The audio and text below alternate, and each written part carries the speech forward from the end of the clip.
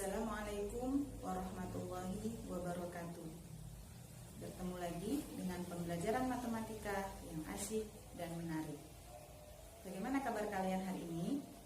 Semoga selalu sehat dalam lindungan Allah dan terhindar dari virus corona. Amin. Oh iya, sesuai kesepakatan kita pada pertemuan sebelumnya, hari ini kita akan membahas materi tentang statistika untuk pokok bahasan penyajian data. Mari kita saksikan bersama-sama tayangan berikut ini. Materi kita pada hari ini yaitu statistika. Adapun KI dan KD dari statistika adalah sebagai berikut. Indikator dan tujuan pembelajaran kita pada hari ini yaitu untuk indikator, yang pertama adalah menyajikan data dalam bentuk tabel, diagram lingkaran, diagram batang, dan diagram garis. Dan tujuan pembelajaran kita pada hari ini yaitu melalui diskusi, siswa dapat menyajikan data dalam bentuk tabel, diagram lingkaran, diagram batang, diagram garis dengan tepat. Mari kita menuju ke materi. Yang pertama adalah pengertian statistika. Statistika adalah ilmu yang mempelajari metode pengumpulan, pengolahan, penafsiran, dan penyimpulan dari sebuah data. Statistik adalah data yang berupa angka atau bukan angka yang memberi informasi berarti tentang suatu masalah setelah diolah. Data itu sendiri adalah hasil dari sebuah penelitian. Dari sini bisa kita lihat populasi. Populasi itu adalah sasaran penelitian yang merupakan kumpulan benda atau yang memiliki karakteristik yang sama. Sampel adalah bagian dari populasi yang dijadikan sasaran penelitian langsung. Nah, fokus kita pada pertemuan kali ini yaitu bagaimana cara menyajikan data. Penyajian data ada dua, yang pertama adalah bentuk tabel, yang kedua dalam bentuk gambar. Tabel dibagi menjadi dua, yaitu data tunggal dan data berkelompok. Kita lihat tabel untuk data tunggal. Definisi dari tabel untuk data tunggal adalah penyajian data tunggal dalam bentuk matriks. Ini contoh soalnya. Diadakan penelitian terhadap nilai ulangan matematika 15 siswa kelas 9 MTS Negeri 3 Jembrana. Ini nilainya, diketahui sebuah nilai 60, 60, 60, 70, 70, 70, 70, 70, 80, 80, 90, 90, dan 100. Kemudian yang ditanyakan pada contoh soal di atas adalah buatlah tabel distribusi frekuensi untuk data tunggal. Nah, di sini kalian perhatikan bagaimana cara membuat tabel distribusi frekuensi untuk data tunggal. Dari sini diketahui ada beberapa nilai siswa yang sama, 60 ada 3, 70 ada 6, 80 ada 3 anak, 90 ada 2, dan 100 ada 1. Nah, ini dia. Nilai 60 jika kita tulis dalam bentuk turus ada 3. Nah, frekuensinya atau jumlahnya kita tulis dalam sebuah angka. 70 ada 6, 80 ada 3, 90 ada 2, 100 ada 1. Jumlah keseluruhan yaitu 15. Sama dengan jumlah penelitian yang kita lakukan terhadap 15 siswa kelas 9. Selanjutnya, untuk tabel yang data berkelompok. Nah, bisa kita lihat di sini, definisi dari tabel data berkelompok adalah penyajian data berkelompok dalam bentuk matriks. Ini contohnya, diketahui nilai ulangan matematika 36 siswa kelas 9 MTS Negeri 3 Jembrana adalah sebagai berikut. 44, 54, 85, 92, dan seterusnya. Data ini masih belum diurut. Ini masih data yang acak. Nah, perintah dari soal ini adalah tentukan tabel distribusi frekuensi data berkelompok. Nah, untuk menjawab ini, kita harus mengetahui dulu ringnya atau rentangnya. Nah, cara memperolehnya adalah dengan mengurangi data yang tertinggi atau nilai yang tertinggi dikurangi nilai yang terendah ditambah 1. 99 untuk data tertinggi, data terendahnya 44, kemudian ditambah 1 jumlahnya 56. Kemudian panjang kelas intervalnya adalah 8. Panjang kelas banyak kelas interval adalah 56 dibanding 8 dibagi 8 sama dengan 7. Jadi dari 44, jadi kita ambil untuk menentukan nilainya, kita ambil dari data yang terendah dengan banyak kelas interval yaitu 7. Jadi dari 44 sampai 51, kemudian 52 sampai 59, 60 sampai 67, 68 sampai 75, 76 sampai 83, 84 sampai 91, dan 92 sampai 99. Nah, dari sini kita bisa membuat urusnya. Yang siswa yang mendapat nilai 44 sampai 51 bisa kita lihat dari sini. Terdapat 3 anak. Kemudian yang 52 sampai 59 terdapat 8 anak. Untuk siswa yang mendapat nilai 60 sampai 67 ada 4 anak dan seterusnya. Jadi jumlah seluruhnya adalah 36. Selanjutnya kita lihat untuk diagram. Yang pertama adalah diagram gambar. Definisi dari diagram gambar itu sendiri adalah lambang yang menyatakan data berupa gambar dari data itu sendiri. Data yang bernilai lebih banyak digambarkan lebih besar atau lebih banyak daripada data yang bernilai lebih sedikit. Contoh, piktogram produksi mobil pabrik Toyota.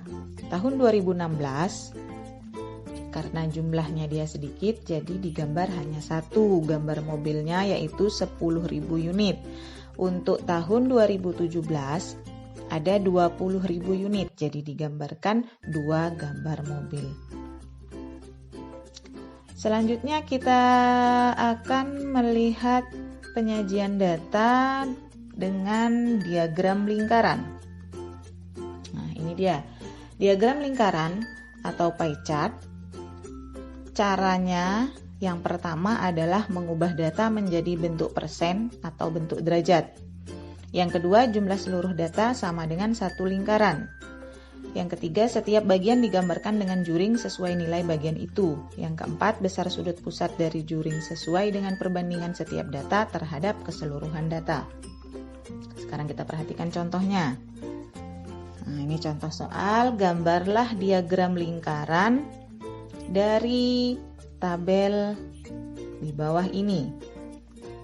Nah, tabel yang tadi contoh, siswa yang mendapat nilai 60 ada 3 orang, siswa yang mendapat nilai 70 ada 6 orang, siswa yang mendapat nilai 80 ada 3 orang, siswa yang mendapat nilai 90 ada 2 orang, dan siswa yang mendapat nilai 100 ada 1 orang. Jadi jumlah frekuensi keseluruhan adalah 15. Nah, untuk menjawab pertanyaan ini, marilah kita saksikan bersama-sama. Ya, caranya menjawab. Langkah yang pertama adalah kalian gambar lingkarannya dulu. Gambar lingkarannya jangan terlalu kecil dan jangan terlalu besar. Sesuaikanlah dengan gambar yang diperlukan. Kemudian langkah yang kedua, menentukan besar juring lingkaran. Masih ingat bagaimana cara menentukan besar juring lingkaran? Ya, bagus. Nah, ini dia. Untuk mencari besar juring lingkaran, kita gunakan rumus jumlah frekuensi dibagi jumlah total frekuensi dikali 360 derajat. Karena kita menggunakan derajat. Jika menggunakan persen, jadi dikali dengan 100%. Nah, yang pertama, untuk yang bernilai 60. Yang bernilai 60 ada 3 siswa. Jadi jumlah frekuensinya 3 dibagi jumlah total frekuensi yaitu 15 dikali 360 derajat mendapatkan hasil 72 derajat. Jadi juring untuk yang mendapatkan nilai 60 adalah 72 derajat. Selanjutnya, yang mendapat nilai 70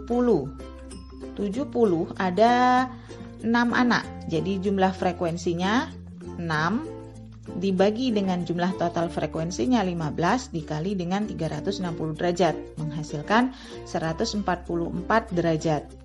Jadi besar juring untuk siswa yang mendapat nilai 70 adalah 144 derajat. Iya, benar.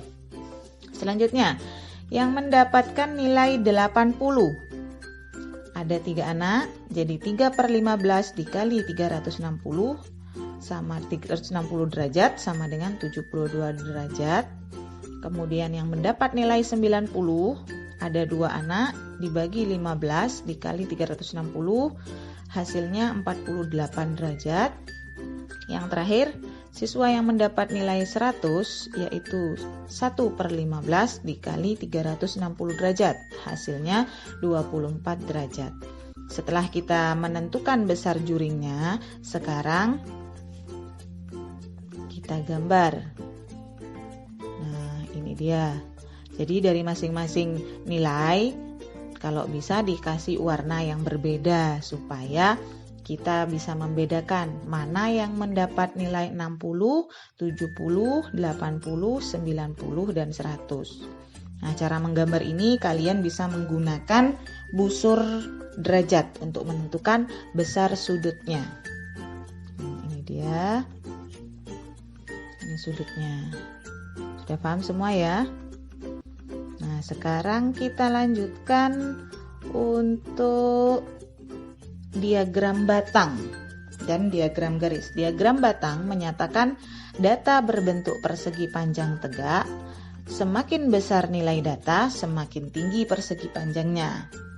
Untuk diagram garis, jadi dari data diagram batang tadi bisa kalian hubungkan menjadi garis. Kita perhatikan contohnya. Diketahui banyaknya penumpang kapal feri periode 2012 sampai 2017. Tentukan diagram batang dan diagram garisnya. Nah, pada kolom pertama menyatakan tahunnya, pada kolom kedua menyatakan jumlahnya. Ini jumlah per pasang ya. Jadi pada tahun 2012 ada 750 pasang, 2013 ada 800 pasang, 2014 ada 1200 pasang, 2015 ada 900 pasang, 2016 ada 700 pasang, 2017 ada 1000 pasang. Nah, bagaimana cara menggambar diagram batang dan diagram garisnya? Perhatikan. Nah, ini dia. Ini tabelnya yang tadi. Jadi untuk kolom pertama untuk tahun kita buat sumbu X. Kita nyatakan pada sumbu X. Ini dia. Sumbu X menyatakan tahun dan sumbu Y menyatakan jumlah pasang penumpang. Selanjutnya kita tulis tahunnya pada sumbu X, tahun dari yang terendah 2012 sampai dengan 2017.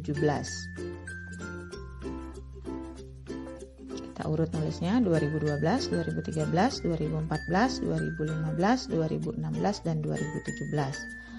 Dan pada kolom jumlah yaitu Y, kita juga tulis dari yang terendah. Di sini diambil rentang dari 0, 200, 400, sampai 1400. Selanjutnya kita menggambar diagram batangnya. Yaitu pada tahun 2012 ada 750. Jadi kita buat diagram batangnya. Nah, di sini karena di sini rentangnya 600 sampai 800, berarti 750 ada di tengah agak naik sedikit. Selanjutnya yang 2013. 2013 berjumlah 800, jadi pas di angka 800. Kemudian untuk 2014 ada 1200. Jadi gambarnya lebih panjang daripada yang sebelumnya karena memang jumlah penumpangnya juga banyak. Jadi ini tepat di angka 1200. Kemudian pada tahun 2015 jumlah penumpangnya 900 pasang. Jadi antara 800 dan 1000. Selanjutnya 2016 ada 700. Dan terakhir pada tahun 2017 ada 1000 penumpang. Nah, dari sini pasti sudah paham ya cara menggambar diagram batangnya. Selanjutnya untuk diagram garisnya. Jadi dari diagram batang tadi kalian tinggal menghubungkan titik-titik tengahnya, hubungkan ke masing-masing, akhirnya akan menjadi sebuah diagram garis.